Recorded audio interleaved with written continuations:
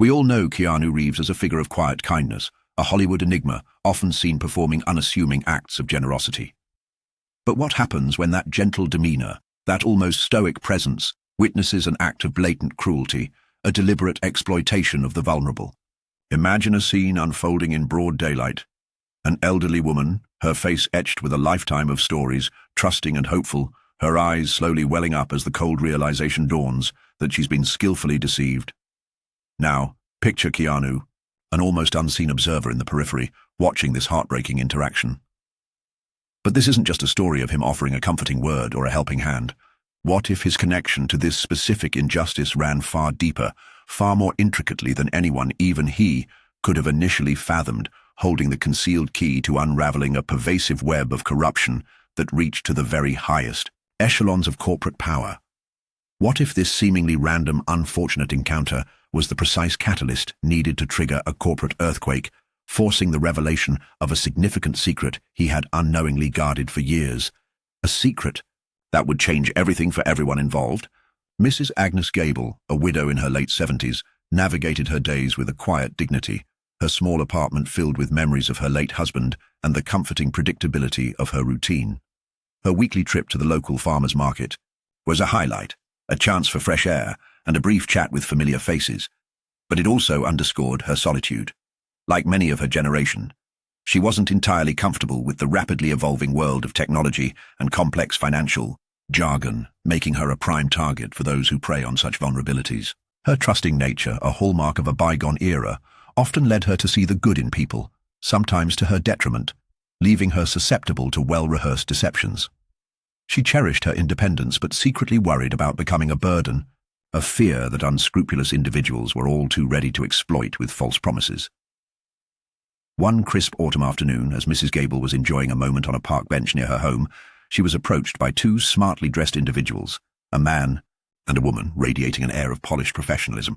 They introduced themselves as representatives from Renovatech Solutions, a company they claimed specialized in providing cutting-edge home security upgrades and financial planning services tailored for senior citizens. Their words were smooth, their smiles reassuring, painting a picture of enhanced safety and financial stability. They spoke of special, limited-time offers, using terms designed to create a sense of urgency and exclusivity, carefully weaving a narrative that made their services seem not just beneficial, but absolutely essential for someone in her position, promising peace of mind in an increasingly complex world. The scene unfolded with practiced precision.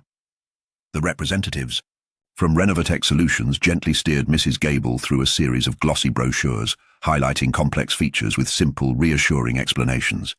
They spoke of protecting her nest egg, of ensuring her legacy, of providing a shield against the very scams they were in fact perpetrating.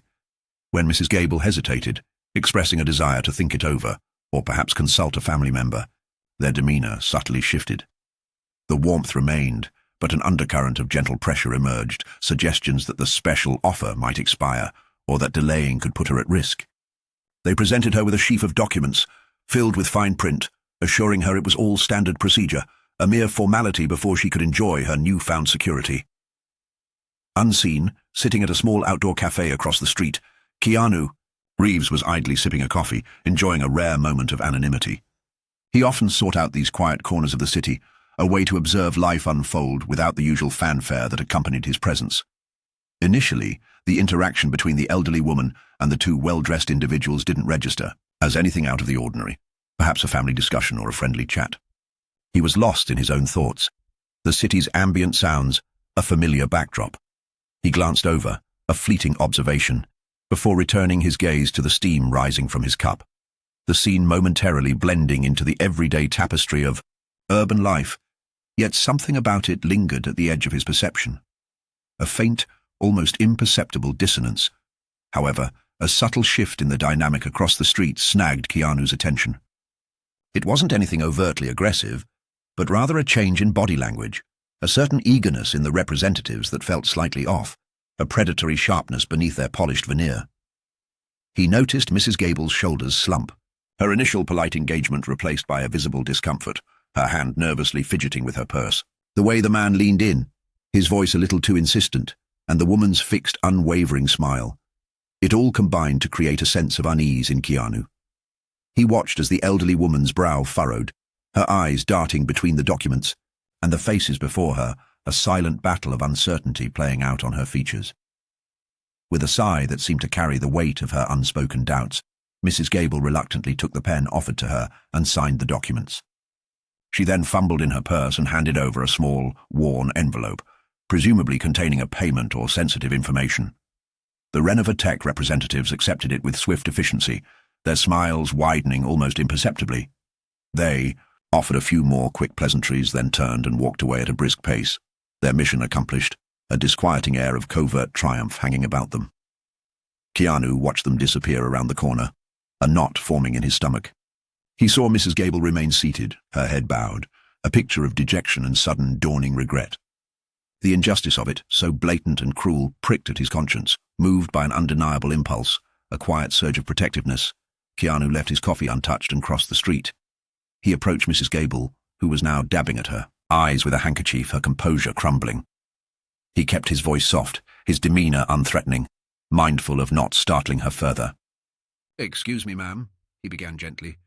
"I couldn't help but notice. Are you all right? Is there anything I can do to help?" He projected an aura of calm concern, hoping to offer a moment of solace in her distress. He knew that sometimes, just having someone acknowledge your pain could be the first step towards finding a solution, or at least not feeling so utterly alone in the face of adversity. His intention was simply to offer support, unaware of the cascade of events his simple question was about to set in motion. Initially, Mrs. Gable looked up, startled by the approach of a stranger, her eyes red-rimmed and clouded with a mixture of embarrassment and suspicion. She seemed to shrink into herself, perhaps ashamed of her perceived foolishness or wary of further entanglements. I'm fine, thank you," she stammered, clearly not fine at all, her voice trembling slightly. Keanu didn't press, simply stood there patiently, his expression one of genuine empathy. He recognized the signs of someone who had been taken advantage of, the fragile shell of composure barely holding back a flood of emotions. He offered a small, reassuring smile, hoping to convey that he was a safe presence, someone who genuinely wanted to listen if she chose to share her burden. Slowly, encouraged by Keanu's patient and non-judgmental presence, Mrs. Gable's reserve began to crack. The dam of her emotions broke, and words tumbled out, a confused account of the wonderful opportunity presented by Renovatech Solutions, the promises of security, the pressure she felt to sign up immediately. She confessed her growing unease, the sick feeling in her stomach that told her she'd made a terrible mistake. She clutched the single leaflet they'd left behind, her hand trembling as she recounted how they had preyed on her fears of loneliness and vulnerability. Keanu listened intently, his expression growing more serious with each detail she shared, the casual injustice he'd witnessed now taking on a more personal, more infuriating dimension. Keanu gently took the Renovatech Solutions leaflet from Mrs. Gable's trembling hand. His eyes scanned the glossy paper, noting the slick design, the vague promises, and the company logo. The name Renovatech Solutions echoed faintly in his mind, not with specific recognition, but with a sense of disquiet, a feeling that he'd encountered similar operations before, perhaps in news reports or discussions about predatory business practices. The very professionalism of the materials seemed designed to lull victims into a false sense of security. He noticed the lack of a physical address, only a P.O. box and a generic customer service number, classic red flags that screamed disreputable. He felt a growing certainty that this was not just a misunderstanding. It was a calculated act of fraud. He looked at Mrs. Gable, her face a mask of distress and shame, and the full weight of the situation settled upon him. This wasn't merely a case of aggressive sales tactics. It was the deliberate, cold-hearted exploitation of an elderly woman's trust and vulnerability for financial gain. The anger he felt was a cold, hard knot in his chest, but he kept his voice calm and reassuring for her sake. "Mrs. Gable," he said, his tone firm yet kind, "I believe you may have been targeted by a scam, but please don't blame yourself. These people are very skilled at what they do." He assured her that he would look into Renovatech Solutions, promising to see if anything could be done to rectify the situation, offering a sliver of hope. Before leaving Mrs. Gable, after ensuring she had a way to contact him, Keanu made a discreet phone call. It wasn't to the police, not yet. He knew that such scams often operated in legal grey areas, or were too small for immediate police priority. Instead, he called a trusted associate, someone with extensive experience in corporate research and a knack for digging beneath the surface. "I need you to find out everything you can about a company called Renovatech Solutions," he said, his voice low and serious. "And I need it quickly. They're targeting elderly people." He provided what little information he had, a deep sense of foreboding settling over him. This felt bigger than just a pair of opportunistic con artists. There was a chilling professionalism to it. Within a few hours, Keanu's associate called back, the information he'd uncovered painting a more complex and troubling picture. "Renovatech Solutions isn't a standalone entity," the associate reported, his voice grim. "It's a subsidiary, almost a shell company, operating under the umbrella of a much larger publicly traded corporation, Omnicorp Global." This new piece of information shifted the landscape entirely. What had seemed like a localized scam now had tendrils reaching into the legitimate and far more powerful world of big business. The name Omnicorp Global was vaguely familiar to Keanu, a conglomerate known for its diverse holdings and aggressive growth strategies, though he hadn't paid it much specific attention before. Keanu felt a chill run down his spine. Omnicorp Global. He had a vague recollection of seeing their name in financial news, a faceless giant in the corporate world. He decided this required a more personal and thorough investigation, beyond what his associate could quickly uncover. He began to use his own resources, tapping into networks and databases accessible to him, delving into Omnicorp Global's corporate structure, its board members, its recent activities, and, crucially, its history of consumer complaints and regulatory scrutiny. He needed to understand the beast he was potentially dealing with, to see if Renovatech Solutions was an anomaly or a symptom of a deeper, more systemic issue within the parent company. The more Keanu dug, the more disturbing the pattern became. Omnicorp Global, under the stewardship of its charismatic and notoriously ruthless CEO Arthur Sterling, had a documented history of pushing its subsidiaries towards aggressive, profit-driven tactics, often skirting the edges of ethical conduct. While Omnicorp itself maintained a veneer of corporate respectability, several of its smaller, less visible offshoots, like Renovatech Solutions, seemed to specialize in high-pressure sales to vulnerable demographics. There were numerous complaints filed against these smaller companies, alleging deceptive practices, hidden fees, and services that were either substandard or never delivered. Yet somehow, Omnicorp Global always seemed to remain insulated from direct culpability. Specifically, Renovatech Solutions appeared to be a recurring vehicle for these predatory schemes, popping up in different regions with slightly varied offerings, but always with the same modus operandi. Target the elderly or financially unsophisticated, promise them the moon, and extract as much money as possible before disappearing or rebranding. The sheer volume of complaints, often dismissed or settled quietly with non-disclosure agreements, painted a grim picture.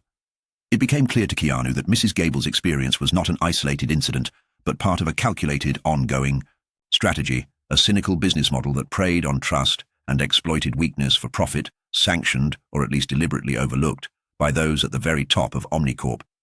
Arthur Sterling, the CEO of Omnicorp Global, was a name that surfaced repeatedly in Keanu's research. He was lauded in some business circles as a visionary, a turnaround artist who prioritized shareholder value above all else.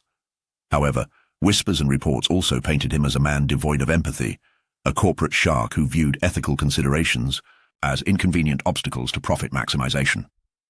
Internal reports, leaked by disgruntled former employees, suggested Sterling fostered a high-pressure environment where cutting corners was implicitly encouraged, as long as it boosted the bottom line. He was a master of plausible deniability, ensuring that any fallout from questionable practices rarely touched him directly, always deflecting blame downwards. The quiet anger Keanu had felt witnessing Mrs. Gable's distress now solidified into a cold, resolute fury.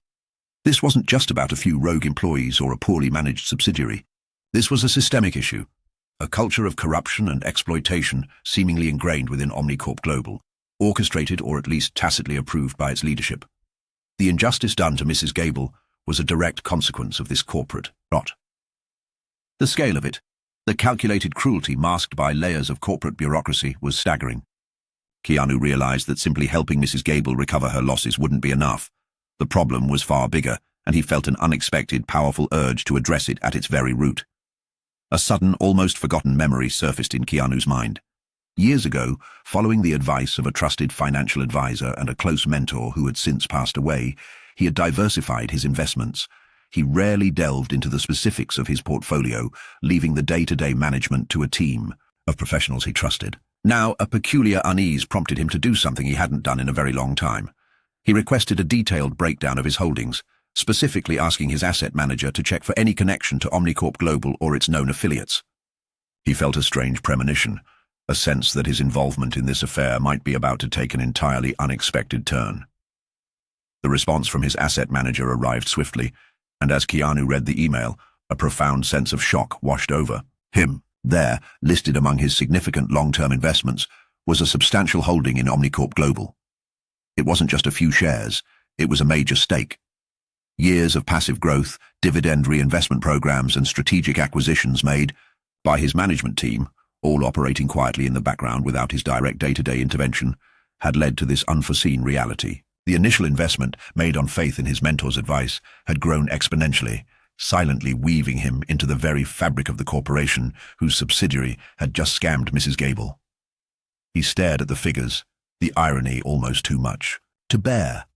He, Keanu Reeves, an actor known for his quiet acts of kindness, and often portrayed as an almost Zen-like figure, was in fact a significant, if unwitting, owner of a company whose practices he now found utterly reprehensible. He had never sought to wield corporate power, viewing his investments primarily as a means to secure his future and support his philanthropic endeavors. The idea that his money was, in any way, contributing to the kind of predatory behavior he had just witnessed filled him with a deep sense of revulsion and, paradoxically, a new, steely resolve. This was no longer just about a stranger. It was about his own unintended complicity and the responsibility that came with it. The shares weren't just a minor holding. They represented a controlling interest. Through a series of consolidations and unexercised options by other major investors over the years, his stake had quietly, almost invisibly, swelled to make him the silent majority shareholder of Omnicorp Global. No one in Omnicorp's current leadership, not even the formidable Arthur Sterling, was likely aware of the true extent of his ownership, as his shares were held through several discreetly managed trust funds and investment vehicles designed to ensure anonymity. This revelation was a bombshell, a piece of information that shifted him from a concerned observer to a potent, if reluctant, force with the actual power to effect monumental change from within. This startling discovery galvanized Keanu. The initial shock gave way to a focused determination. The responsibility was now undeniably his. He wasn't just a witness to injustice anymore, he was intrinsically linked to the source of it, and more importantly, he possessed the means to confront it directly. He realized that his quiet, unassuming nature, combined with this hidden leverage, could be a powerful weapon. He immediately began to formulate a plan, understanding that the element of surprise would be paramount if he were to successfully challenge Arthur Sterling and the entrenched corporate culture Sterling had fostered. He felt a surge of purpose, knowing that his intervention could bring justice not only for Mrs. Gable, but potentially for countless other unseen victims. Keanu contacted his legal team and his most trusted financial advisors, instructing them to prepare all necessary documentation to assert his rights as the majority shareholder. He outlined his intentions clearly. He wanted to call an emergency meeting of the Omnicorp Global Board of Directors. He knew this move would send shockwaves through the company, as his identity as the power player behind these shares had been a closely guarded secret, even from most of his own team until now. The preparations were made with utmost discretion and speed. He was no longer just an actor. He was about to step onto a very different kind of stage, one where the stakes were real and the consequences far-reaching. The summons for an emergency board meeting at Omnicorp Global, initiated by a largely unknown but massively influential shareholder bloc, landed like a thunderbolt in the executive suites. Speculation ran rampant. Who was this mysterious power? Broker suddenly flexing their muscles? CEO Arthur Sterling, a man accustomed to absolute control, was incensed by the audacity of the demand and the lack of information about its source.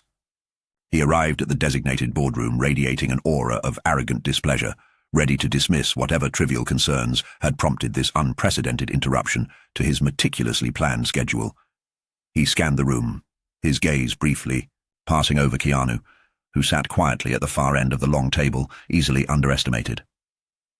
Sterling opened the meeting with barely concealed impatience, demanding to know who had called it and for what ostensibly urgent reason.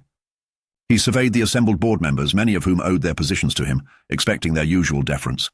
His eyes landed on Keanu again, a flicker of irritation crossing his face. "And who might you be?" Sterling asked dismissively, clearly not recognizing him, or, if he did, not associating him with any real power within his corporate domain. He was used to commanding attention, not to being summoned, and his tone dripped with condescension, a clear underestimation of the man seated before him, a misjudgment he would soon come to regret profoundly. Keanu remained calm, his voice even and measured as he rose to speak. He began by introducing himself simply, then proceeded to lay out the case against Renovatech Solutions, detailing the predatory tactics used against Mrs. Gable and presenting a meticulously compiled dossier prepared by his team. This dossier contained evidence of similar scams, a pattern of exploitation, and numerous consumer complaints, all traced back to Omnicorp Global subsidiaries. He spoke not with overt anger, but with a quiet intensity that captured the room's attention, his words painting a damning picture of corporate malfeasance that had clearly flourished under Sterling's leadership. The usual boardroom bluster seemed to falter in the face of his steady, factual presentation. Arthur Sterling listened, his initial dismissiveness slowly morphing into a defensive anger. He attempted to interrupt, to downplay the accusations as isolated incidents, the unfortunate actions of a few rogue employees at a distant subsidiary. He spoke of corporate complexities, of the impossibility of overseeing every single transaction in a global empire. He blustered about shareholder value and the tough decisions necessary in a competitive market. He then turned his ire directly on Keanu, questioning his standing, his right to make such accusations, and demanding to know on whose authority he was disrupting the board's valuable time with these unsubstantiated allegations. Sterling's voice was loud, his demeanor aggressive, trying to bulldoze the quiet man who dared to challenge him. This was the moment Keanu had prepared for. He let Sterling finish his tirade, the CEO's face flushed with indignation. Then, with a silence that seemed to suck the air out of the room, Keanu's legal representative stepped forward and presented a single, concise document to the board secretary. "Mr. Reeves," Keanu stated, his voice still quiet, but now carrying an undeniable weight of authority that cut through Sterling's bluster, "is here today, not just as a concerned citizen, but as the beneficial owner of 57% of Omnicorp Global's voting shares. He is, in effect, your boss." A stunned, disbelieving silence descended upon the boardroom. Sterling's jaw, which had been set in a defiant line, visibly slackened. The color drained from his face as the implications of this revelation crashed down upon him. The carefully constructed world of Arthur Sterling crumbled in that instant. The man he had dismissed as an insignificant presence now held his fate, and the fate of the company, in his hands. Keanu, wasting no time, continued, "The practices that have been allowed to flourish under your leadership, Mr. Sterling, are not just unethical, they are a stain on this company's reputation and a betrayal of the trust placed in us by our customers and indeed our shareholders. They are unacceptable." He then looked directly at the other board members, his gaze unwavering. "Therefore, I formally propose an immediate vote of no confidence in Mr. Sterling and a motion for his immediate removal as Chief Executive Officer on the grounds of gross mismanagement and facilitation of unethical business practices." The board, members many of whom had ridden Sterling's coattails for years, now found themselves in an untenable position. Faced with the irrefutable evidence presented by Keanu, the undeniable power of his majority shareholding, and the very real threat to their own reputations and careers if they sided with the disgraced CEO, the outcome was swift. One by one, they voted in favor of Keanu's motion. Arthur Sterling, just moments before the king of his corporate castle, was unceremoniously stripped of his title and power, his reign of profit at all costs brought to an abrupt and shocking end. The vote was nearly unanimous, a testament to Keanu's quiet but undeniable authority and the starkness of the situation. With Sterling removed, Keanu immediately announced a series of sweeping changes. Renovatech Solutions and other similarly dubious subsidiaries were to suspend all operations pending a full, independent investigation. A comprehensive audit of Omnicorp Global's various divisions would be launched, focusing on ethical compliance and customer treatment. He made it clear that the era of predatory practices was over. His focus was not on retribution, but on rectification and rebuilding trust. He spoke of a new vision for Omnicorp, one where profitability and ethical responsibility were not mutually exclusive but intrinsically linked, ensuring that the company would serve its customers and society, not exploit them. Crucially, Keanu ensured that Mrs. Gable was not only fully compensated for her financial loss, but also received a sincere personal apology from the new interim leadership of Omnicorp. Furthermore, a fund was established to identify and compensate other victims of Renovatech Solutions and similar schemes orchestrated under Sterling's watch. It was a clear message. The company, under new influence, would take responsibility for its past failings. Mrs. Gable, overwhelmed but immensely relieved, expressed her profound gratitude, her faith in basic human decency somewhat restored by this unexpected turn of events. The small injustice she had suffered had, through a series of improbable events, led to a far greater correction. Keanu, true to his nature, did not seek public acclaim for his actions. He appointed a respected industry veteran known for her strong ethical compass as the interim CEO of Omnicorp Global, tasking her with leading the comprehensive reform efforts. His instructions were clear: transform Omnicorp into a company that valued integrity as much as innovation. He then stepped back from the day-to-day, preferring to let the new leadership implement the changes, though he would remain a vigilant, albeit silent, guardian of the company's new direction. The news of Sterling's ousting and the subsequent reforms made headlines, but Keanu's pivotal role remained largely behind the scenes, a closely guarded secret within the highest echelons of the company. As the dust settled, Keanu found a quiet moment to reflect. He hadn't sought out this fight, nor had he ever desired the immense corporate power he discovered he possessed. Yet, when confronted with a clear injustice, he had used that power decisively and for the greater good. It was a stark reminder that sometimes the most unassuming individuals hold the potential for profound impact. For Mrs. Gable and countless others who would now be protected from similar predatory schemes, life had taken a turn for the better. The victory was not in the corporate takedown, but in the restoration of dignity and the reaffirmation that compassion and integrity could, and should, prevail even in the most cutthroat of environments. In a world often dominated by headlines of cynicism and corporate greed, this extraordinary story serves as a powerful reminder that one person's quiet resolve, especially when unexpectedly backed by significant influence, can indeed move mountains and restore a measure of faith in justice. Keanu Reeves didn't seek the spotlight for his decisive actions, but his intervention directly changed lives and sent an undeniable message that exploitation will not always go unchallenged. What are your thoughts on this incredible turn of events? Do you believe more individuals in positions of power could or should make such a profound difference? Share your opinions in the comments below, and if this story inspired you, please give this video a like and subscribe for more narratives, where compassion meets decisive action, making our world a slightly better, more hopeful place.